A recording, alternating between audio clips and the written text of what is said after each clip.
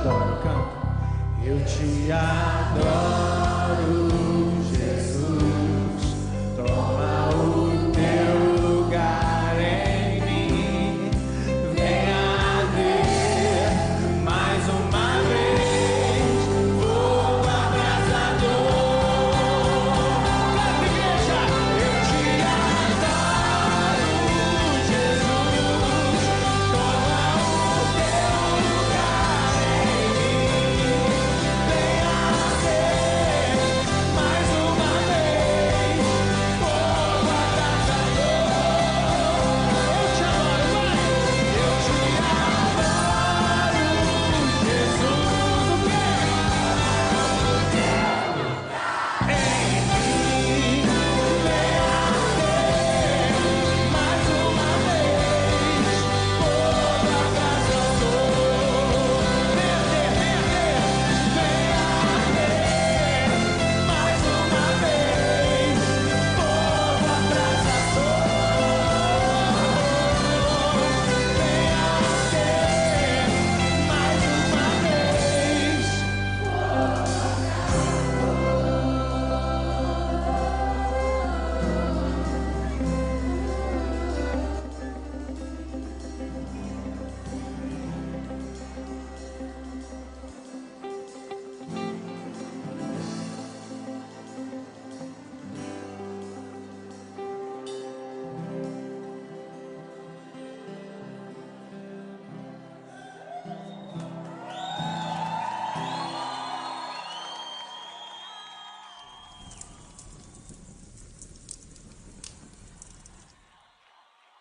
Agora eu posso declarar: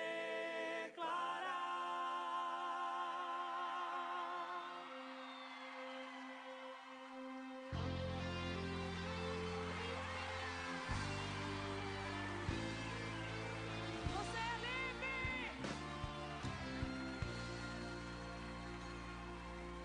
Presença forte em mim, eu posso dizer, habitas aqui. Porque escravo eu fui e hoje eu sou mais livre aos teus pés.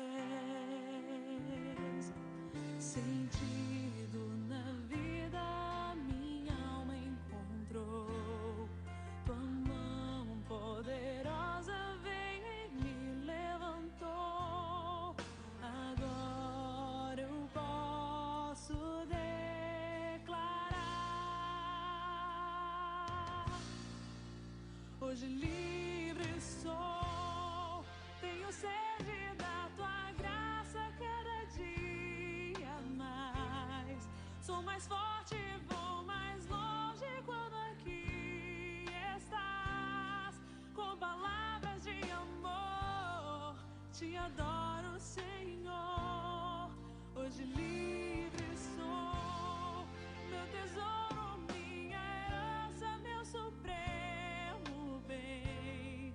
Nem tribulações, nem dor podem nos separar e jamais irão conter o que o amor selou. Hoje livre sou.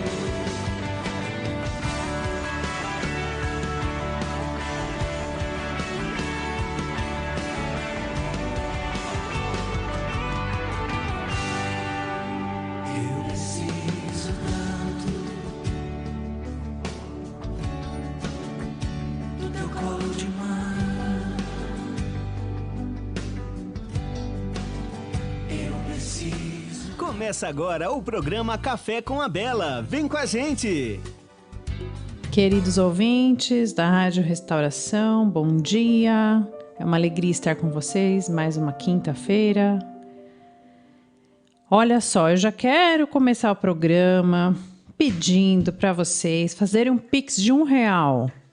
A gente está com esse desafio. Faça um Pix de R$1 para ajudar a nossa Rádio Restauração a alcançar mais gente, a chegar mais longe, a levar a voz de Deus mais longe e mais forte. Então, doe R$1. Tem um QR Code aparecendo para você aí na tela. Já faz o seu Pix. R$1. Não custa nada, gente. Custa só R$1. Então, faça seu Pix. A chave aparece aí. Vamos ver quantos Pix a gente consegue fazer hoje. E hoje eu vou falar sobre um tema dificinho, talvez, que é a depressão, convivendo com a depressão. A depressão aí é um problema que afeta muitas famílias, que muitos não sabem o que fazer com isso, né? É a pessoa que está deprimida, se sente sozinha, a pessoa que tem alguém com depressão em casa, passa por processos de ficar sem saber, né? De querer ajudar, mas parece que a pessoa não quer ser ajudada, a pessoa com depressão parece que ela não se ajuda, né? Também.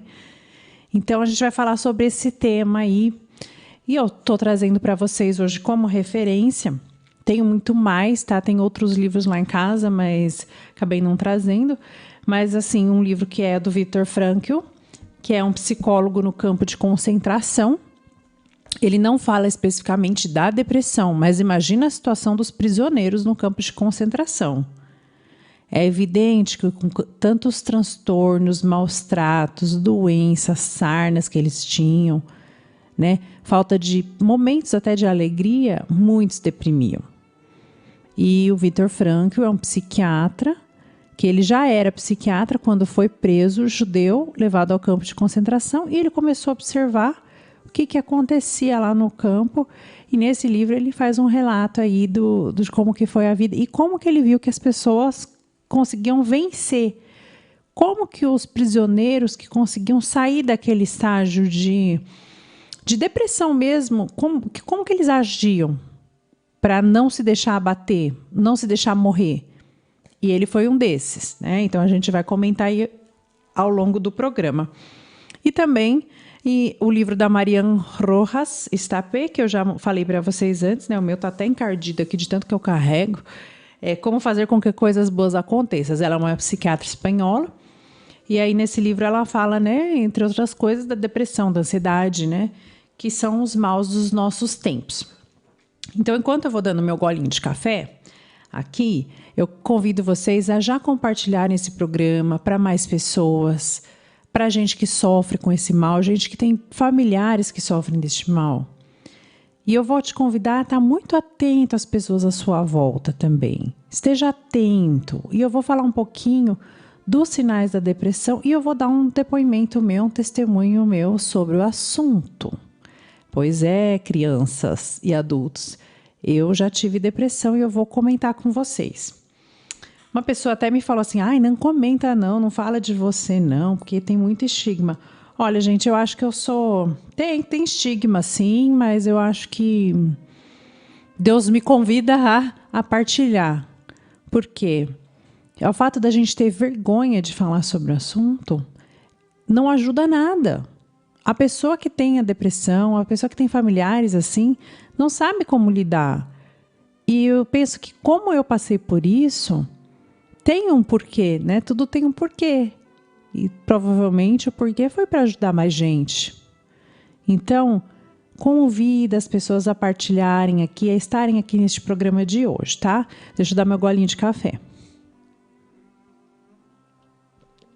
Também temos aqui a campanha do sorvete, tá, gente? A gente está vendendo potes de sorvete a R$25 e vocês podem retirar no dia 1º de outubro lá na nossa igreja, né, na paróquia, na Santa Rita. E a gente está vendendo ao preço da venda mesmo do pote de sorvete. R$25 é o que você compraria no mercado e você vai lá comprar, só que uma parte do lucro vai para nós, para nossa rádio. Então, é uma forma de ajudar. E se você quiser ajudar a vender também, entre em contato conosco, fala, olha, me manda aí um talão com 10 potes, eu posso vender para as minhas amigas, eu vou fazer aniversário aqui, um churrasco, eu vendo.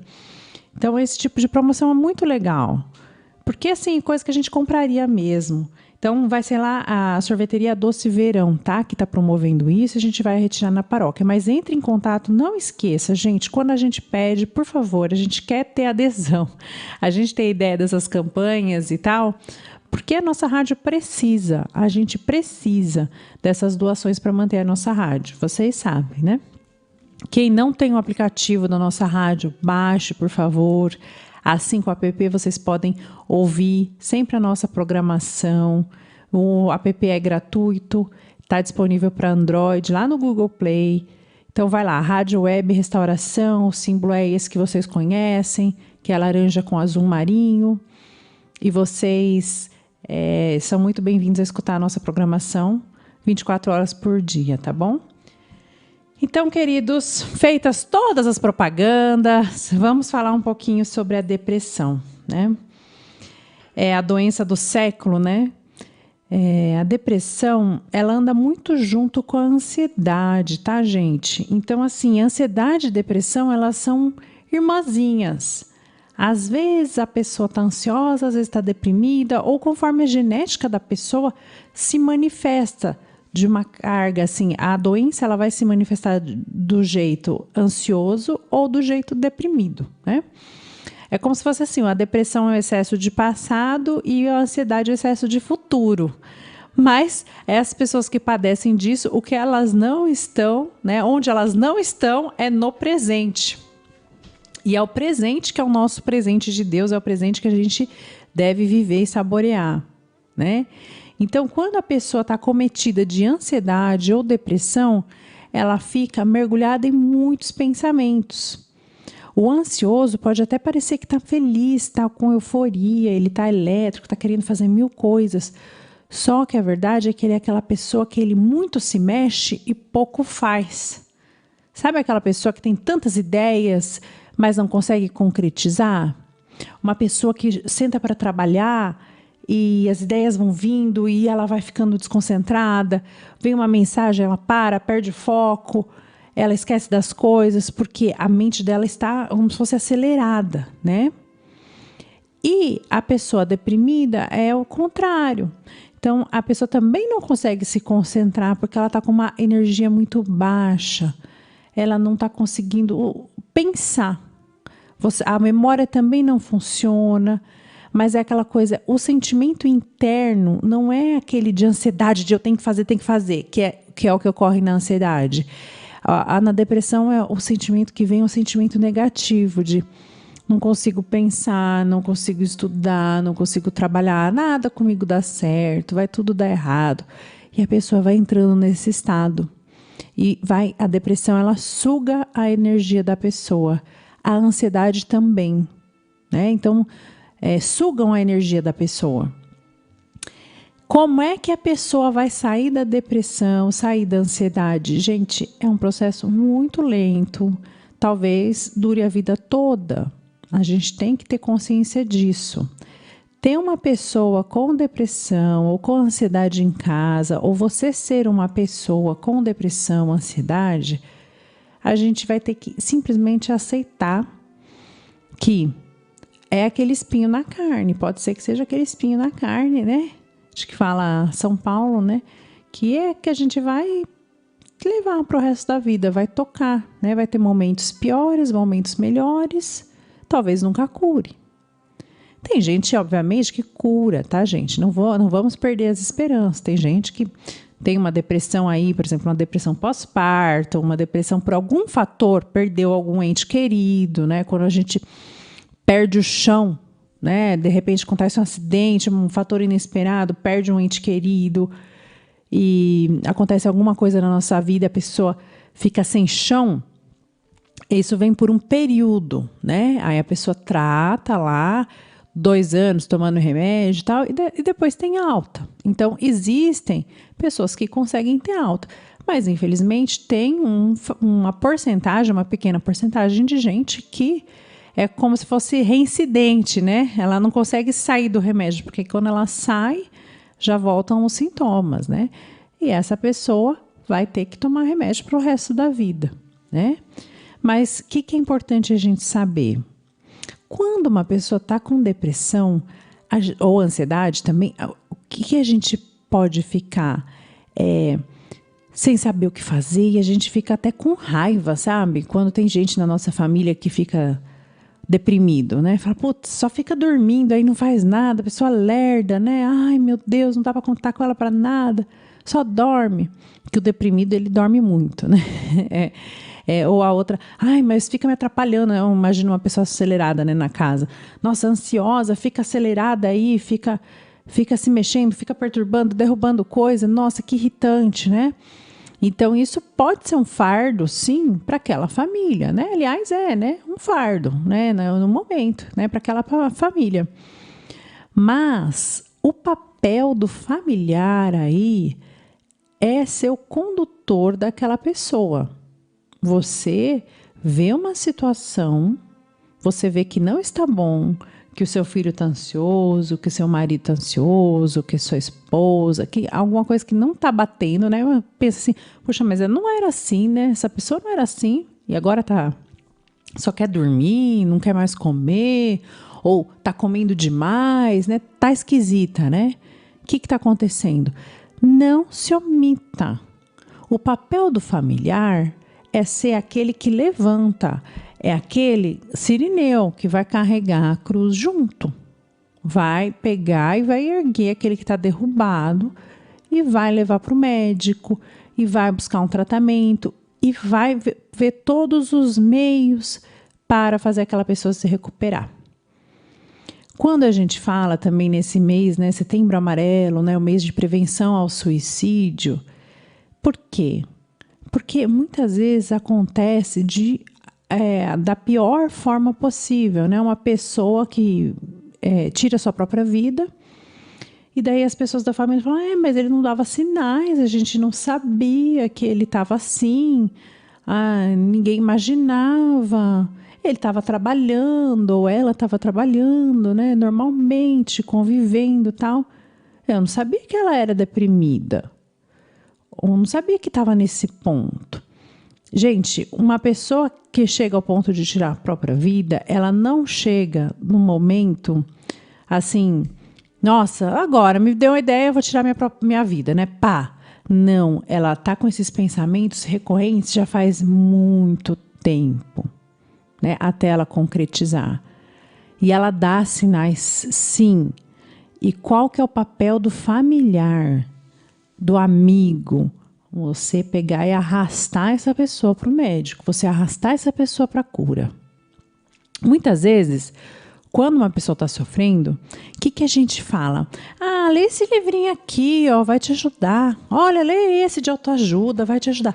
Só que se uma pessoa está deprimida ou ansiosa por um fator, a doença, depressão, ela não está, por exemplo, numa tristeza passageira, tá? Tristeza passageira a gente tem mesmo. Hoje estou triste porque perdi meu emprego, amanhã, né, estou ansiosa porque amanhã eu tenho um dia novo, né, começo num emprego novo, você fica ansiosa, fica aquela semana agitada, aí isso é por um fator, assim, aí começou um emprego novo, ou passou um pouquinho aquele período de acabei de ser demitido, né, aquela ressaca ali, a pessoa começa a se reerguer, isso é o normal.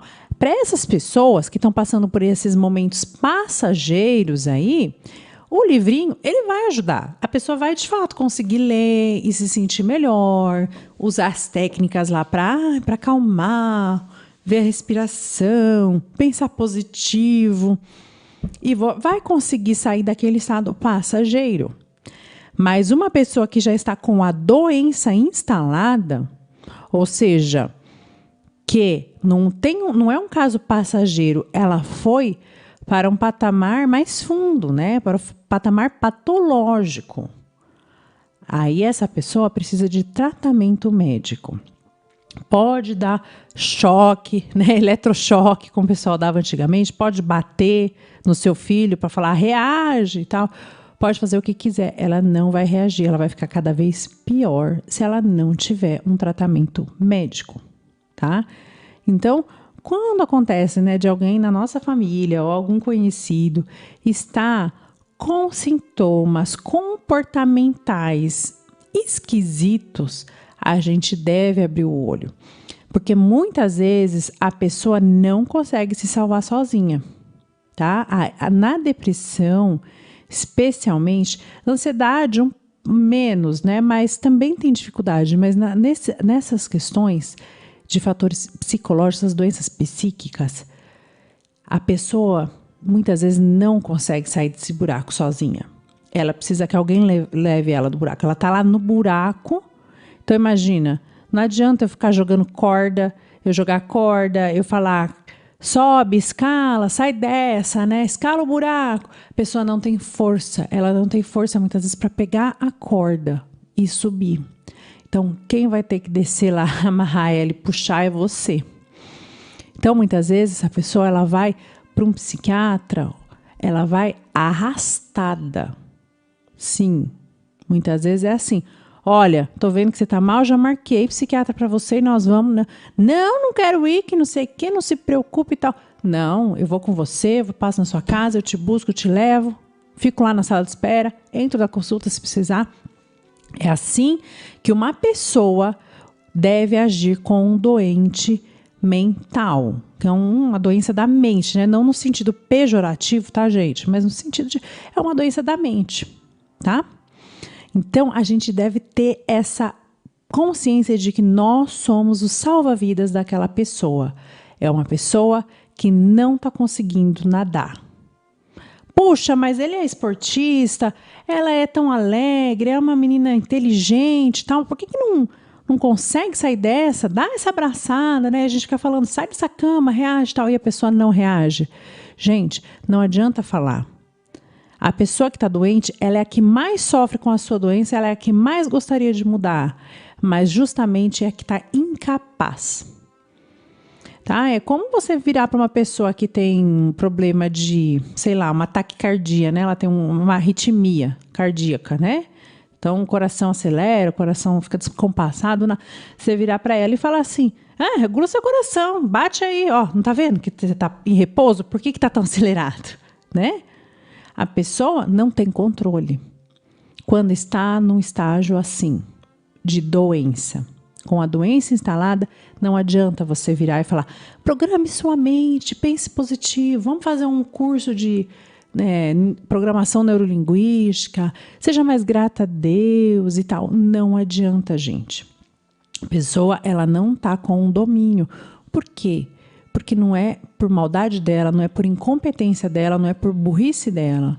Há algum circuito ali na cabecinha dela que não está funcionando direito. As ligações, né, dos neurônios não está rolando, eles não estão se comunicando muito bem. Então, os sentimentos, né, a pessoa começa a sentir os sintomas daquela questão que está acontecendo na cabeça dela, né? É como uma pessoa, como eu já falei, que sofre de arritmia. Então, o coração fica acelerado, fora de hora dela sente, passa mal, ou fica branco, ou fica pálido, ou tem tremores, porque o coração está acelerado fora de hora. Então, ela não tem controle. Então, quando a gente vê essas pessoas assim, a gente tem que rezar por elas.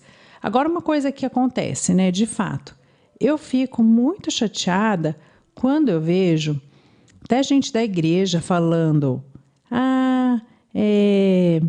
é porque não rezou mais, é porque a pessoa está em pecado, porque a pessoa não tem fé. Gente, não é assim, tá? É óbvio que num começo de uma depressão, a falta de fé, algum momento de uma doença espiritual ali que a pessoa esteja vivendo, né? Uma tibieza, que é essa moleza espiritual, essa preguiça. É lógico que isso é um fator, tá? Que pode ajudar para a pessoa iniciar esse processo, né? De depressão ou também de ansiedade, né? Essa frouxidão, essa falta de esperança, né? Então, aconteceu uma morte na família, a pessoa perde esperança. Não consigo viver porque perdi minha esposa, porque agora nada vai dar certo, como que eu vou criar meus filhos, né? Então, pode ser o gatilho. Mas, depois, a hora que a doença se instala, não adianta você culpar a pessoa, não adianta você falar, reza mais, olha que falta de fé, que pessoa frouxa. Não é isso. Isso vai fazer a pessoa se sentir pior. Você vai adoecer a pessoa. Mais ainda. Então, quando a pessoa está nessa situação, a nossa atitude deve ser sempre de caridade, né? Como Cristo nos ensinou, né? Olhar com caridade. E ser como aquela história tão bonita daqueles amigos Tem uma história no Evangelho muito bonita que Jesus estava pregando numa casa e daí os amigos, o que eles fazem? Eles querem levar um amigo dele paralítico para ser curado. Eles fazem um buraco no telhado, sobem lá, fazem uma maca lá e descem o paralítico pelo telhado para cair na frente de Jesus e curá-lo. Então, quando a gente tem uma pessoa assim na nossa casa, e pode ser o nosso filho, pode ser nós mesmos também, se você estiver ouvindo, você chama essas pessoas da sua família. Peça ajuda, fala assim, olha, eu estou nesse estado, eu sou paralítico, eu preciso dessa ajuda. Então, a gente precisa de gente que coloque as cordas, abra o telhado e que coloque a gente, desça a gente na frente de, não só de Jesus, obviamente, ele é o Senhor de tudo, mas também dos médicos. Uma vez, uma pessoa estava com bastante problema de... Eu vou contar a verdade, era eu, tá? Eu estava com um probleminha disso, de depressão e tal, e depois eu vou contar mais detalhes no segundo bloco, mas eu estava conversando com uma médica, pneumologista, amiga minha. Então, eu falei, puxa, mas eu vou ter que tomar esse remédio pro resto da vida, será? Porque faz tempo que eu tô tomando, né? E vai lá, ajusta a dose e tal, né? Eu não quero, porque tem muito mito, muita coisa que as pessoas falam, tá tomando esse remédio, vai ficar viciado. Gente, você só vicia no remédio, toda droga é droga. Só que você vicia se você tomar sem prescrição, não é? Remédio para dormir, remédio para não sei o quê. Se o psiquiatra, um médico que te acompanha, te prescreveu, é porque você precisa.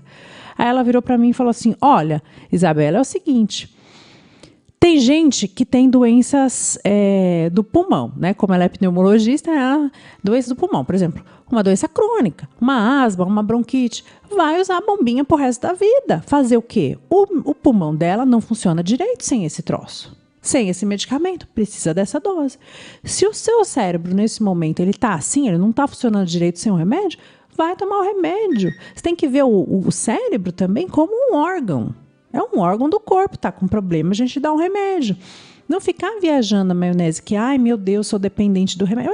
O asmático é dependente da bombinha, o cardíaco é dependente do remédio do coração, quem tem pressão alta é dependente. Quer dizer, se a gente for pensar assim, não é verdade? Isso me abriu muito a cabeça. Eu falei, é verdade, né?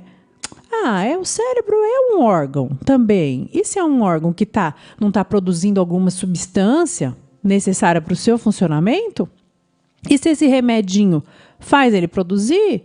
E se eu tiver que tomar para o resto da vida? Paciência. Eu prefiro tomar esse negócio o resto da vida e tá bem do que ficar passando mal, né? Gente, meu celular não para de apitar. Deixa eu deixar no silencioso.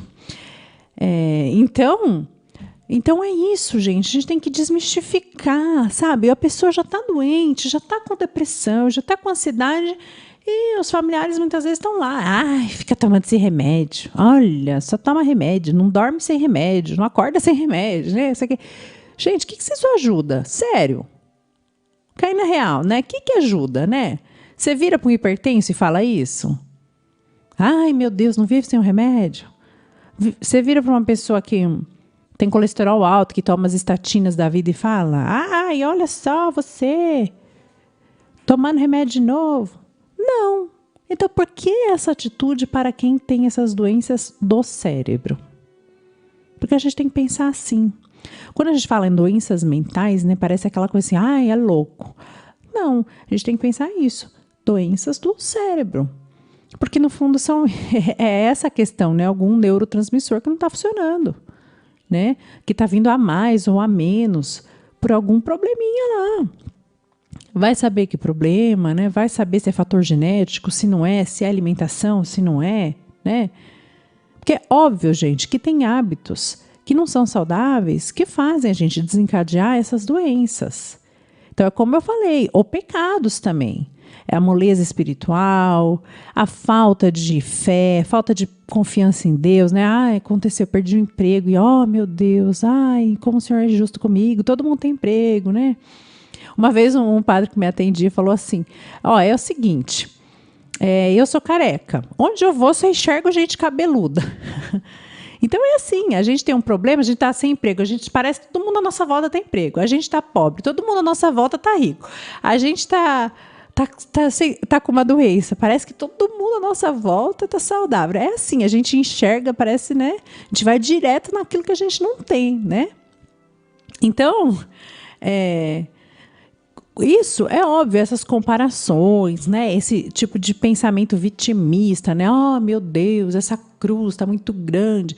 É lógico que isso vai deixando a sua alma predisposta a uma caída, né? Porque como a gente domina um pouco os nossos pensamentos, a gente domina os nossos pensamentos, uma pessoa que ela entra no circuito do vitimismo, ela sim, de fato, ela pode cair na depressão, né? Então ela vai ficar uns dias pensando coisa ruim e tal.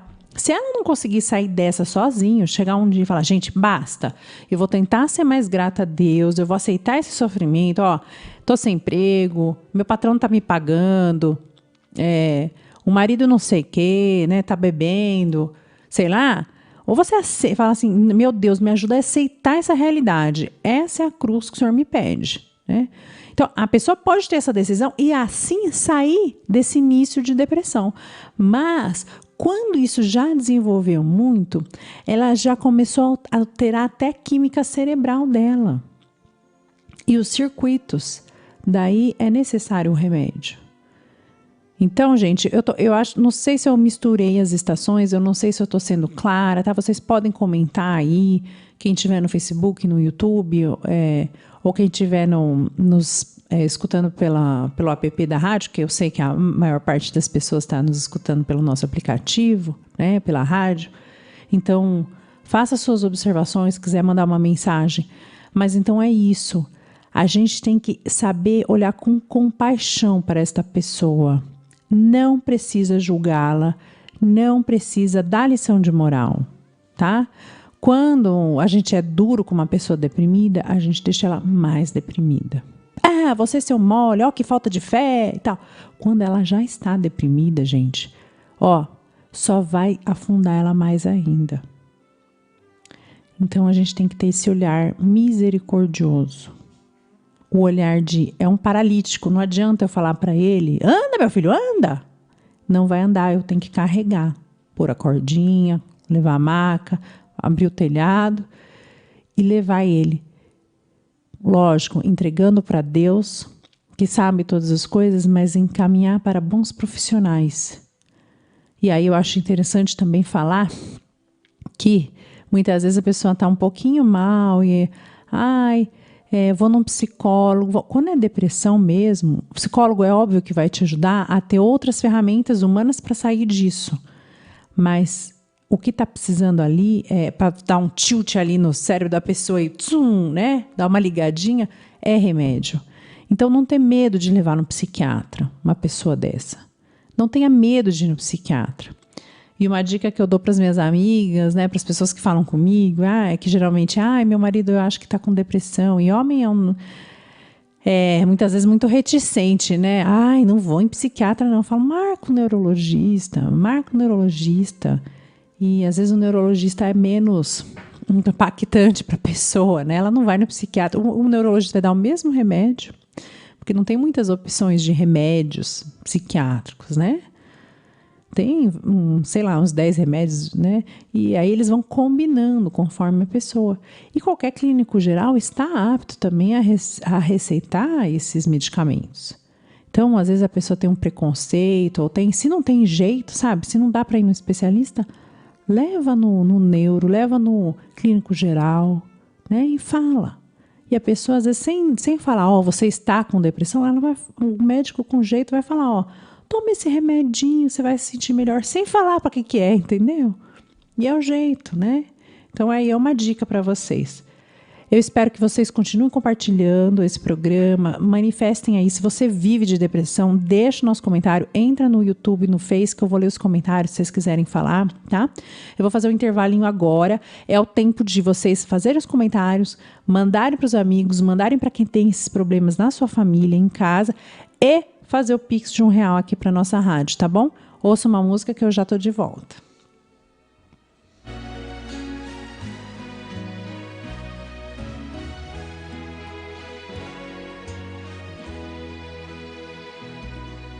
Maria.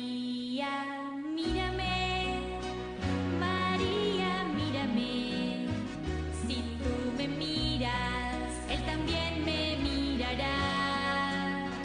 Madre mía, mírame, de la mano llévame, muy cerca de él, y ahí me quiero quedar. María, cúbreme con tu manto, que tengo miedo, no sé rezar. Que por tus ojos misericordiosos tendré la fuerza, tendré la paz.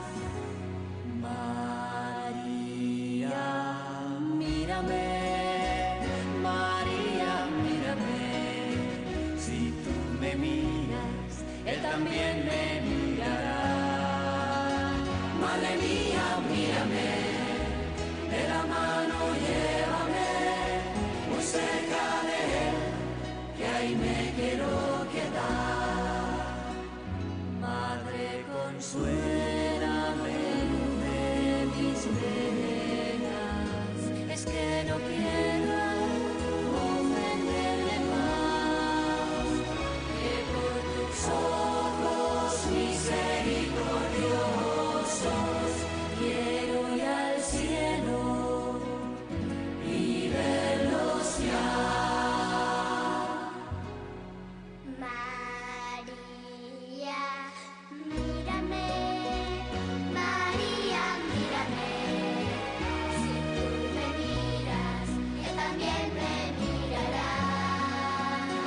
Madre mía, mírame, de la mano llévame, muy cerca de él, que ahí me quiero quedar.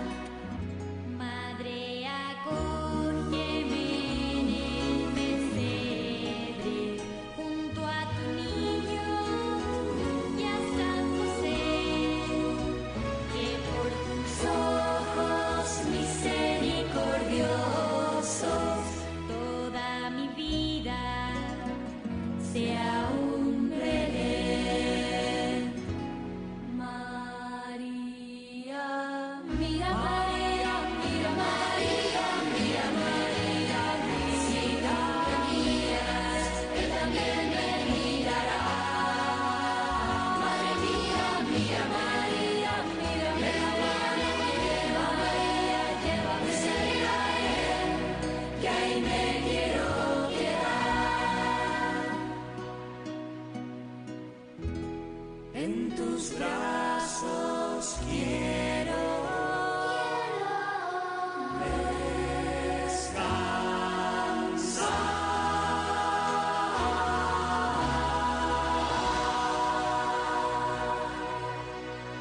Você está ouvindo Café com a Bela, com Isabela Bacarim. É um programa para você e sua família. Vem com a gente!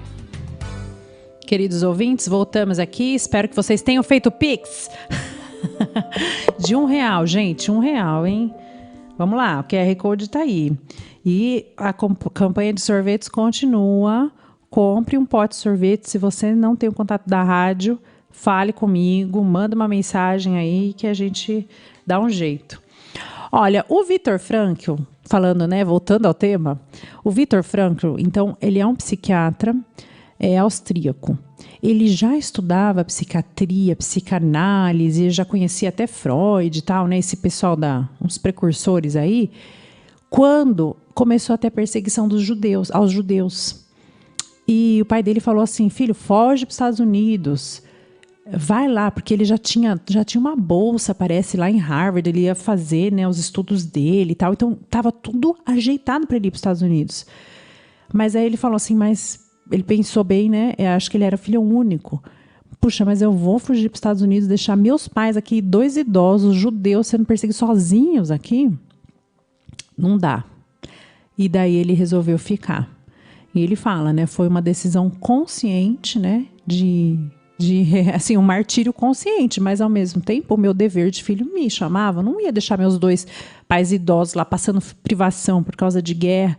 Aí eles já foram para gueto, né, tudo isso, né, que foi assim uma coisa gradativa, né, eles foram isolando os judeus e enfim, né, as pessoas morrendo de frio, de fome, né, porque lá na Europa, sem aquecimento, as pessoas morrem de frio, né? Imagina idoso, né? No Brasil os idosos sofrem, então imagina nesses lugares, né? Aliás, a gente tem que rezar aí pelo pessoal que está sofrendo aí devido à guerra da Ucrânia, né? Acabei de lembrar. Mas enfim, então o Viktor Frankl, ele fica. E ele vai para o campo de concentração, né? Finalmente ele é levado, né? Passa um tempo que ele está lá com os pais dele. E já faz um tempinho que eu li o livro, então não lembro certinho se o pai dele falece antes ou se vai para o campo. Mas eu acho que vai para o campo com ele, tá? O pai dele. E falece lá. E ele, como ele tinha essa experiência de médico, ele virou o médico dos prisioneiros, né? Ele fala que sim, a vida dele também foi muita sorte e providência de Deus, né? Porque várias vezes, assim, chegando lá no campo de concentração, os soldados, faz essa fila aqui, você vai para cá, você vai para lá, depois no final, é assim, a fila que ia para lá era a fila dos que iam morrer. E por uma sorte ele foi para a fila dos que iam viver. Então assim, ele fala que foi muita sorte, que a gente sabe que não é sorte, é providência de Deus, né? Então várias vezes aconteceu isso, de que, gente, ele que tentou entrar num vagão para transferir os presos no lugar, não conseguiu, ficou para fora, bem na vez dele, da fila parou. Aí depois ficou sabendo que aquele vagão, aqueles que entraram, morreram todos, foram para Auschwitz, não sei o quê. Então, assim, várias coisas que a gente vê também que Deus foi protegendo ele porque ele tinha um propósito, né? E naquele sofrimento humano que é muito forte, que ele descreve nesse livro, e quem não leu, vale a pena ler, tá, gente? Porque é muito bonito, assim. Lógico, tem um relato histórico daquela coisa, o relato dramático, né? Mas é bonito ver a perspectiva positiva que ele tem disso. E no meio do campo de concentração, ele que já era um estudioso da psiquiatria, ele começa a ver assim, peraí, por que tem tanta gente que desiste de viver? Muitos prisioneiros já desistiam de viver. Eles estavam magros, caquéticos, lógico, ganhavam lá um pedaço de pão para passar o dia e ficava fazendo trabalho forçado. Lógico que isso é para matar, né? Qualquer um. Mas assim, ele percebia que tinha gente que estava nesse estado, fazendo os trabalhos e comendo um pão por dia e vivia. E outros nesse estado e morriam. E daí ele, como um cientista, começou a observar, né? Conversar com os prisioneiros ali e observar. E ele viu que as pessoas que desistiam de viver, essas morriam. Aqueles que tinham um objetivo para viver, eles conseguiam. Podia estar morrendo de fome, desnutrido, pele e osso. Esses conseguiam sarar. E assim, das doenças e até suportar fome, frio, privações e sarnas, né? O que ele fala aqui, que é tão dramático, né? Aquelas situações daquelas pessoas, aqueles homens, né? Então ele ficava no campo de prisioneiros de homens, que assim, eles tinham eczemas na pele, tinha tuberculose, e ele, como médico, ele ficava tentando tratar, sabe, assim, ele fazia umas amizades até, ele cuidava de algum soldado lá, né? De repente os nazistas sabiam que ele era médico, né? Aí na urgência chamava, né? Você judeu, né? Vem aqui porque tem um soldado passando mal. E daí eles tinham uma certa influência, né? Então ele conseguia roubar um remedinho ali dos nazistas e levava. Então ele continuou trabalhando como médico, né? Tratando aqueles doentes, todos prisioneiros, né? E ele fala que ele confortou muitos, né? E para muitos ele só conversava, né? Muitos que estavam à beira da morte, ele ia lá, dava um consolo, né? E tal. Ele acompanhou muitas mortes, né? Porque a maioria, né? Então imagine, né? Morria mesmo, né? Qualquer bactéria dava um negócio na pele, morticário, qualquer coisinha, não tinha antibiótico, a pessoa, né? Morria, né? Estava todo fraquinho, desnutrido, né? Morria. Mas ele observava assim, que as pessoas que tinham um porquê, elas sobreviviam, ele falava até de forma milagrosa. Então ele conta nesse livro de casos que ele acompanhou ali no campo de concentração da pessoa que ele mesmo falou, esse aí vai morrer, né? Esse aí não tem o quê? Por exemplo, precisava de um antibiótico, a pele já estava não sei qual estado e tal, mas ia conversar com a pessoa e ele, como psiquiatra, né, tinha essa habilidade de conversar. Então ele conversava e via que a pessoa falava assim, não, eu tenho que viver porque, olha, a minha família, eu tenho que reencontrar minha família, porque tem gente contando comigo, eu tenho que fazer tal coisa. E daí, daqui a pouco, essa pessoa conseguia, até milagrosamente, viver. E aqueles que ele ia conversar, e, não, ó, vai ser mais fácil, eu só quero descansar, eu quero me livrar desse sofrimento mesmo, tal, esses não se recuperavam. E daí que ele formulou a teoria dele, né, que hoje em dia a gente conhece como logoterapia, que até assim é uma parte da psicologia, uma teoria, ela casa um pouquinho com a psicanálise de Freud ali, né? Mas ele fala assim, quem tem um porquê supera qualquer como. Por isso que é logoterapia, logo de lógica, né? De porquê, né? Então, a pessoa que tem uma lógica para viver, ela tem um porquê viver, ela supera qualquer como. E eu acho assim, quando eu li esse livro, eu grifei, né, várias partes aqui, que é interessante, né? E ele fala assim, que há um certo perigo de roubar do presente a sua realidade. Daí falando do campo de concentração, né? Tornava-se fácil desprezar as oportunidades em fazer da vida no campo algo positivo. Oportunidades que de fato existiam. Tinha gente que preferia fechar os olhos e viver no passado. Para esses, a vida perdeu o sentido. Então aqui ele fala assim, que você pode estar num regime de escravidão, você pode estar vivendo um maior sufoco. Então, vamos, né, não ficar pensando em campo de concentração, porque não é nossa realidade, mas imagina você, tem aí um marido abusivo, ou um marido que é alcoólatra, um filho que está nas drogas, uma esposa que é, sei lá, descabeçada, né?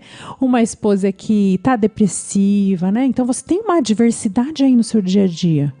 Uma pessoa que não produz, uma esposa que é doente, um marido que é doente, que tem um Parkinson, que tem um Alzheimer. E você tem que superar isso e mudar toda a sua vida, até a sua rotina, para se adequar a cuidar dessa pessoa. Então, puxa, é uma dificuldade, né? Só que você pode fazer isso de uma maneira mais positiva. Você pode aceitar essa realidade, falar, Deus... Né? Como a gente está numa rádio católica, eu posso falar isso. Se eu tivesse outro lugar, eu ia ter que mudar as palavras e tal, né? Mas eu posso falar isso claramente aqui, porque na rádio web nós cremos em Deus, né? Assim, Deus, essa é a realidade, essa é a cruz que eu tenho, essa pessoa com Alzheimer, essa pessoa com Parkinson, essa pessoa com gênio difícil que eu tenho que lidar. Então, pronto. Essa é a realidade. Em vez de ficar brigando com essa realidade, puxa, quando ele era bom, quando ele era saudável, quando ela era, né? Quando ela andava, né, não estava na cadeira de rodas. Então, em vez de ficar brigando com essa realidade, você aceita a realidade e fala, eu vou fazer o que eu tenho que fazer feliz. Então, ele fala isso no livro, que, embora eles estivessem ali no trabalho forçado e tal, ninguém rouba a sua vida interior. Olha só que coisa forte. Nenhum soldado, nenhum nazista, ninguém com um revólver na sua cabeça é capaz de dominar os seus pensamentos. Então, ele observou que as pessoas que conseguiam levar com leveza, é isso que eu tenho para hoje, eu tenho que fazer esse trabalho para esses nazistas, às vezes até construir coisas que você sabe que vai servir para matar outros, né, prisioneiros, né, outros colegas seus, eles eram obrigados a, de repente, construir aqueles câmaras de gás, né, eles mesmos que construíam tudo, os próprios instrumentos de matança, né. Então, assim, eu posso fazer isso, revoltado, eu posso comer esse pão duro que eles me dão, revoltado, pensando que miséria, ou eu posso comer esse pão duro imaginando que são as batatas que eu comi antes da guerra, imaginando, né, num dia festivo, no meu aniversário, imaginando que é um pedaço de bolo, porque a minha liberdade interior ninguém rouba. Eu posso fazer esse trabalho forçado cantarolando, eu posso contar piada, porque isso aí ninguém rouba. Não tem soldado que me fale, que possa falar para mim, para minha mente o que ela tem que fazer ou não. Então, às vezes, a gente tem que aceitar a nossa realidade e fazer o que a gente tem que fazer feliz, não é? Se eu tenho que cuidar dessa pessoa doente, se eu tenho que cuidar desse neném que está com cólica, que não dorme, de repente, a gente pedir para Deus, pedir para o anjo da guarda essa presença de Deus, né? Me ajuda a fazer isso feliz. E em vez de fazer emburrada, que saco, esse neném que não dorme, né, tá? A gente, vou amar mais, estou amando meu neném, né? Vou cantarolando, vou cantando piada, vou lavar uma louça, né, que seja, limpar um bumbum de um nenê, limpar um idoso que não se limpa, né? Limpar, trocar seu pai, sua mãe, eu vou fazer isso, cantarolando, feliz e tal. Isso você pode fazer. Já que tem que fazer, não é verdade? Para que fazer infeliz e rabugento e pensando, puxa, se eu tivesse dinheiro, se alguém não sei o quê, né? Como é a vida infeliz? Não. Pensa sempre assim que você que dá o tom do momento, né? Então, isso eu acho que é uma dica muito importante para a gente ter noção, né? Óbvio, antes de cair numa depressão, né? Porque são ferramentas, como eu falei, que a gente pode usar. Quando o nosso cérebro está mais no circuito da alegria, como se fosse assim, né? Um circuito que você liga e desliga. Está mais na alegria, é mais difícil para você cair no circuito da tristeza ou entrar numa doença mesmo, né? Numa doença dessas de transtorno de humor e tal, né? Quando você já está, é óbvio, quando você está no fundo do poço, né? Não adianta pensar assim, eu vou pensar positivo. A pessoa não consegue sem um remédio, né? Como eu falei, a pessoa que tem um problema do coração, né? Não adianta falar para ela assim, bate certo o coração. Não, ela vai ter que tomar um remedinho, né? Fazer o quê? Ela vai ter que tomar, né? E daí, quando ela estiver tratando, aí sim, para ela não ter as recaídas, aí ela vai procurar esses instrumentos, fazer com alegria, aceitar a realidade, né? Não ficar pensando no passado, nos traumas, né? Ser mais agradecida, né? Enfim, né? Tem várias ferramentas. E daí, óbvio que um psicólogo vai poder ajudar a pessoa a não ter recaída. Mas o que eu quero deixar bem claro para vocês é depressão, ansiedade se trata muitas vezes com remédio, tá? Não dispense o remédio, tá? Não tenha preconceito contra isso. É óbvio que tem fatores genéticos, que tem fatores de alimentação. A gente come muito errado, a gente inflama muito o nosso corpo, né? Na nossa família, a gente tem bastante problema com glúten. Então, se eu evito comer glúten, eu não como glúten praticamente, né? Em casa é macarrão de arroz, é pizza sem glúten, é pão sem glúten, é tapioca, né? Por quê? Porque a gente tem um probleminha de dificuldade de digerir o glúten. Isso minha mãe tem, minha avó tem, né? Enfim, né? E como que a gente foi descobrindo isso? Por causa desses problemas, né? Inclusive de humor que tem na nossa família, né? Por quê? Você está o tempo todo atacando o seu corpo com essa substância. E daí o corpo fica meio que fragilizado, né? E às vezes dá inflamação até no cérebro. Então, tem depressões e ansiedade que estão surgindo também decorrentes do fator alimentação. Mas não adianta eu falar para você agora, né? A cura milagrosa é tirar o glúten, tirar o leite. Não, porque cada caso é um caso, vocês têm que estudar. E o que importa também é vocês terem um acompanhamento. E marcarem médico, né? E levar a pessoa no médico, né? O Viktor Frankl fala assim, olha, né, dessa realidade horrível que é o campo de concentração, né? Ele fala assim, sempre seria possível obter uma vitória a partir daquelas experiências, transformando a vida num triunfo interior. Ou ignorar o desafio e simplesmente vegetar, como fez a maioria dos prisioneiros, né? E ele fala também assim que é uma característica peculiar dos seres humanos só conseguirem viver a olhar para o futuro. E esta é a salvação nos momentos mais difíceis da existência, embora exija esforço, tá? Ele falava assim, o prisioneiro que perdia a fé no futuro, no seu futuro, esse estava condenado. Então, a depressão, ela começa em muitas vezes um momento que a gente perde a fé no nosso futuro, né? Puxa, perdi um emprego, perdi um filho, né? Agora não tem esperança, agora nada tem sabor, né? Não, gente. Se você estiver nesse estágio aí, leve suas orações a Deus, né? Tenta ser agradecida. Fala, Senhor, eu te entrego isso que eu estou vivendo. Eu sei que o Senhor não deixa eu passar nada em vão. Se eu estou sem esse emprego, se eu perdi essa pessoa tão amada, se eu estou com essa doença, é porque isso vai ser bom para mim. Qual pai que quando o filho pede um peixe dá uma pedra, não é? Então esse é o meu peixe. Imagina, o que seria de mim sem essa doença? Eu tenho uma amiga que tem diabetes, bem grave, descontrolada, assim, ela usa até aquela reloginho, né, que hoje em dia tem moderno, tipo um medidorzinho, que é uma agulha, né, que fica até enfiado no braço dela. Quando cai a glicemia lá, apita o negócio e ela já tem que tomar o remédio, né? E ela falou assim, olha, ela chamava diabetes de tia Beth, né? Ela falava, a tia Beth me ensinou muita coisa. Eu não gosto de ter diabetes, mas se não fosse a tia Beth, eu ia ser outra pessoa, eu ia ser muito pior. Porque eu aprendi a ter paciência, aprendi a não ser tão controladora, né? Porque é uma doença que você não controla, né? Assim, infelizmente, quer dizer, você controla ali, né? Regulando, mas você não pode ter o controle sobre o seu corpo, né? Ah, não comi açúcar, passo mal, ou enfim, né? É difícil viver com esse tipo de doenças, doenças autoimunes, né?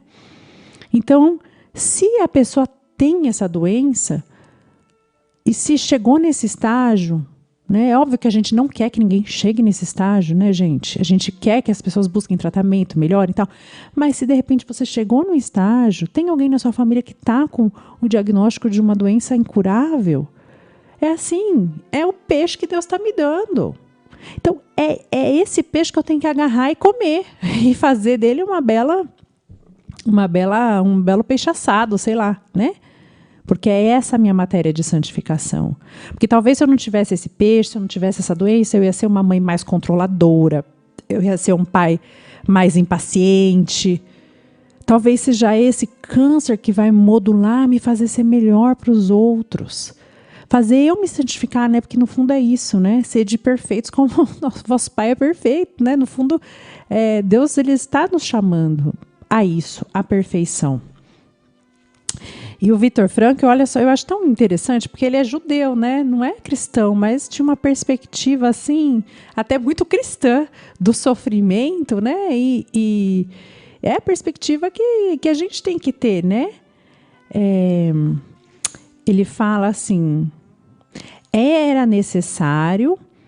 aqui, ó. Havia muito sofrimento ainda para ser realizado, portanto, era necessário abraçar toda a carga de sofrimento, tentando reduzir ao mínimo os momentos de fraqueza e as lágrimas que nos escapariam.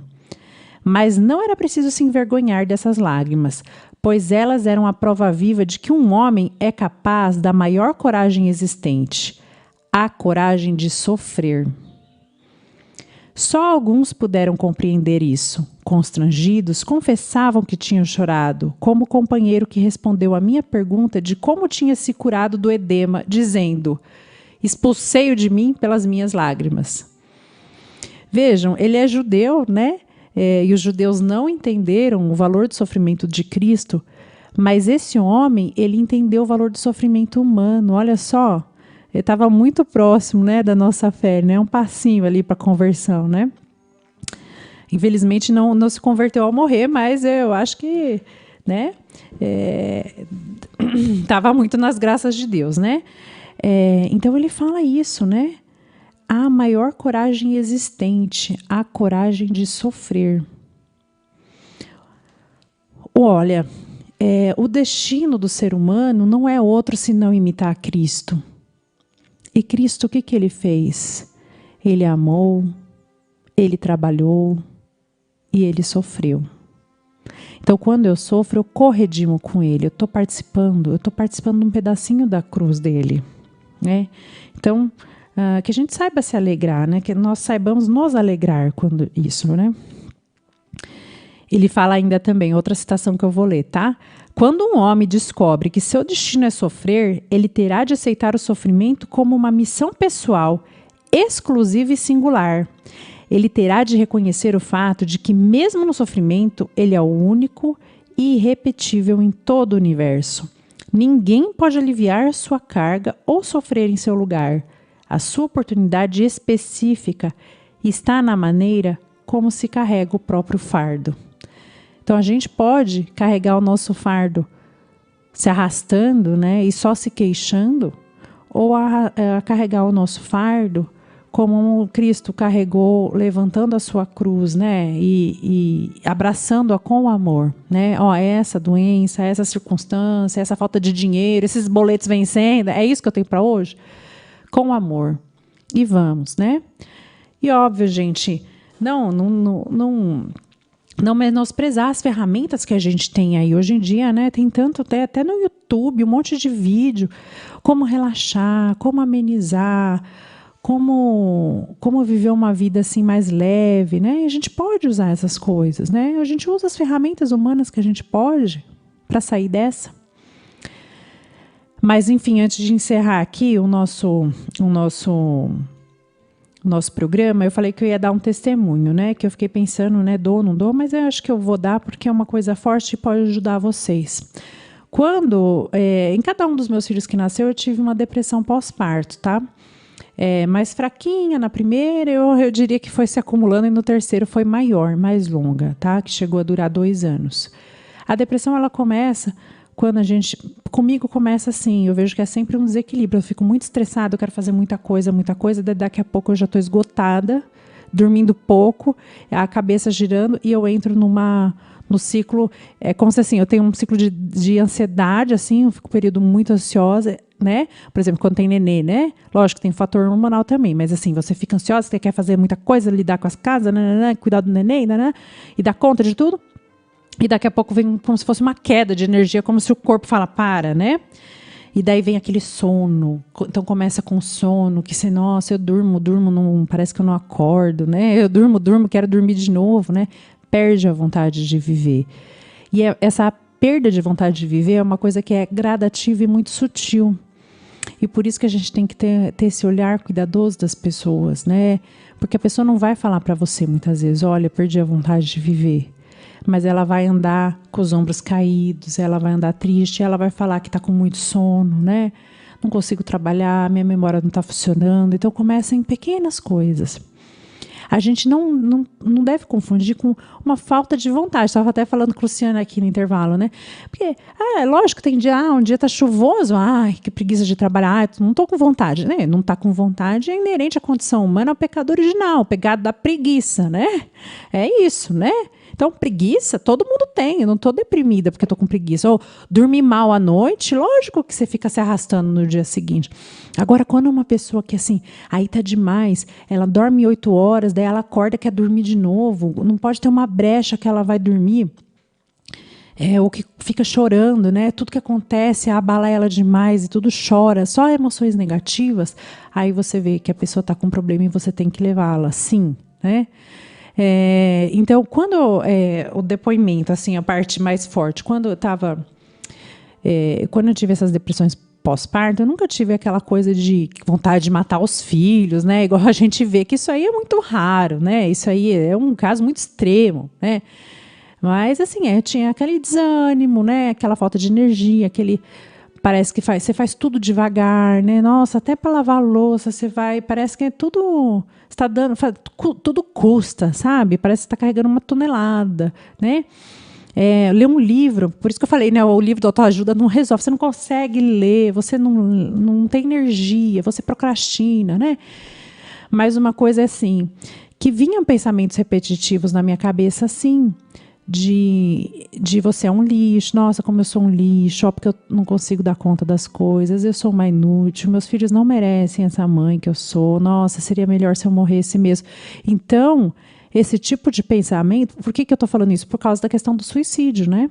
Às vezes a gente fala, se matou porque queria chamar atenção, né? Acho que ninguém se mata para chamar atenção. É um preconceito que a gente tem. Mas a pessoa se matou porque ela achou, provavelmente, que ela ia resolver o problema do mundo com ela parando de viver. Porque a pessoa pensa, eu sou um fardo, né? Ela tá carregando esse fardo dessa doença, né? Sem tratamento. Então, tudo está pesado, não consegue trabalhar. Você sabe, a pessoa sabe que ela não está cuidando dos filhos direito, né? Ou que ela não está fazendo com alegria, ou que ela não está, a casa não está do jeito que... Ela sabe o que é certo, né? Uma casa arrumada. Aí quando a casa não está arrumada, porque ela sabe que não dá conta de limpar, não dá conta de, né? Lavar a louça, ficar assim, as coisas começam a acumular, né? Tudo está custando. Então ela sabe. Aí ela começa a se cobrar mais ainda, né? E fica mais triste, fica mais deprimida ainda, né? Porque fica falando aquela voz interior, né? Nossa, olha como eu não dou conta, olha como eu sou um lixo. Olha, não presto mesmo. Então, uns pensamentos que vinham para mim com muita frequência era isso. Meus filhos não merecem a mãe que eu sou. Nossa, eu seria melhor se eu morresse mesmo. Eles não merecem. essa mãe horrível que eu sou, nossa, eu não dou conta de nada, para que eu vivo, meu Deus? E eu vinha com esse pensamento. Aí eu lembro assim, toda vez era assim, umas 4 da tarde, eu começava a preparar o jantar, porque era um horário que eu estava sem crianças em casa e elas iam chegar da escola às 5 da tarde, né? E eu já queria deixar adiantado as coisas, porque elas eram pequenininhas, né, as meninas. Então, aquela coisa, naquele processo, você tá picando uma cenourinha, picando cebola, alho, né? E eu picava, e toda vez que eu ficava, assim, essas tardes, eu pensava, eu quero tanto enfiar essa faca na minha barriga, eu quero tanto enfiar essa faca na minha barriga. E só que eu falava assim, meu Deus, me ajuda. Eu rezava muito, né? Graças a Deus, eu tenho essa formação e eu tenho esse sentido de fé. Eu falava assim, meu Deus, olha, eu quero muito morrer, mas eu sei que o Senhor não, o Senhor é uma ofensa, né? Que isso é um pecado. Mas, Senhor, por favor, me mata, me dá uma doença. Eu falava assim para Deus. Resolve meu problema aí de uma vez, porque meus filhos não merecem. E eu tinha esses pensamentos repetitivos. E às vezes eu até falava com meu marido, hoje eu fiquei com muita vontade de me matar, né, e tal.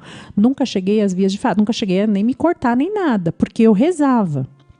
Mas às vezes uma pessoa que não tem uma vida interior tão boa, né, ou que, sei lá, né, ou poderia ser eu sem tratamento, uma hora a pessoa começa a se cortar, sei lá, começa com as tentativas, né, de fato, né. Mas o fato é, pensamentos, ideações suicidas acontecem na pessoa com depressão. E o que acontece? O que meu marido falava? Liga pro médico. Marca médico. Só que assim, eu estava tão ruim que eu só conseguia fazer o básico, entendeu? Eu precisava arrumar as crianças da banho e alimentá-las, né? E cuidar delas. O resto, tipo assim, eu conseguia marcar pediatra para elas, é óbvio, conseguia marcar vacina, conseguia dar conta das coisas delas, mas de mim eu não conseguia. Então, eu tinha na agenda ali, olha, precisa o retorno do pediatra do fulaninho, né? Do Álvaro, bebê. Tá, então eu vou marcar, né? Eu conseguia, porque era para o outro, mas para mim, quando meu marido falava marca médico, eu já pensava, putz, vou ter que gastar, né? Eu tô tão sem dinheiro e eu tenho que dar essa vacina, eu vou ter que gastar com isso. Então deixa quieto. E ficava adiando, e eu ficava naquela assim, amanhã eu ligo no médico, amanhã eu ligo no médico. Até que a minha mãe viu que eu estava tão ruim, só que ela nem sabia que eu tinha essas ideações suicidas, né? Porque esse é o tipo de coisa que você não comenta. Que ela marcou médico para mim, ela foi em casa, me buscou e me levou. Então, por isso que eu estou falando que muitas vezes a pessoa que está com depressão, quando ela está num estágio assim, é uma depressão mais forte, mais arraigada, quando ela está com ideações suicidas mesmo, ela não consegue. Você fala assim, você tem que se ajudar, vai fazer um esporte. A pessoa não consegue. Se ela tem 5 minutos, ela quer 5 minutos dormir. Né? Ela quer 5 minutos fazer nada, porque ela não tem energia. Então, você precisa sim ser aquele amigo que carrega aquele paralítico, tá?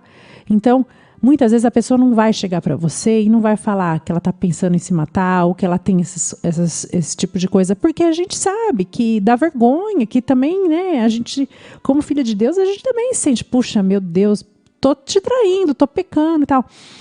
Então, a pessoa não vai te falar, mas você tem que ter essa sensibilidade, peça para o anjo da guarda te alertar, o anjo da guarda daquela pessoa, né? Me ajuda a ter uma ideia, como é que eu levo essa pessoa?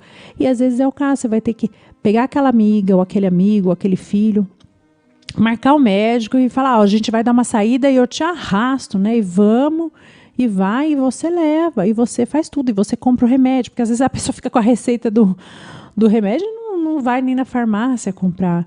Então, é um momento que a pessoa precisa ser cuidada. Tá? E depois, quando aquele remedinho começar a fazer efeito, aí sim, aí ela vai ter a força para superar essa questão sozinha. Aí ela vai conseguir fazer um esporte, vai conseguir pensar positivo, controlar a respiração e tudo isso. Mas o que eu queria mesmo, meu recado era isso, né?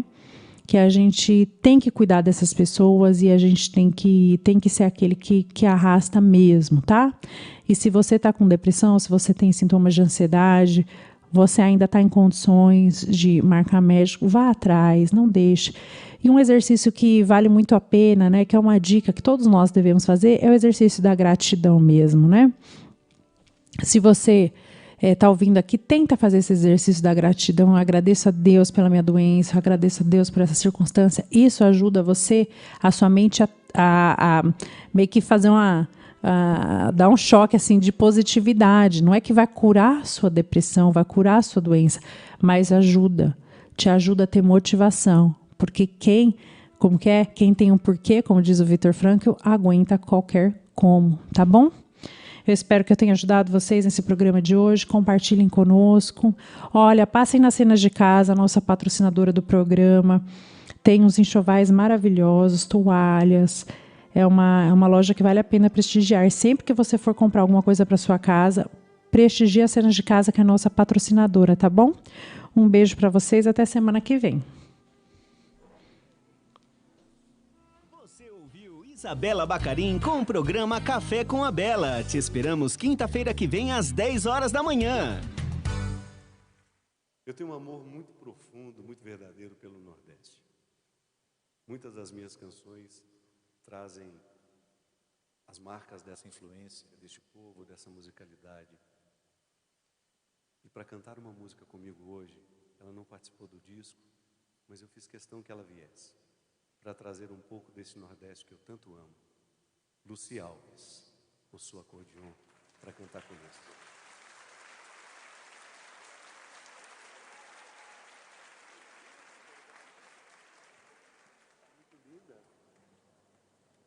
Seja bem-vindo.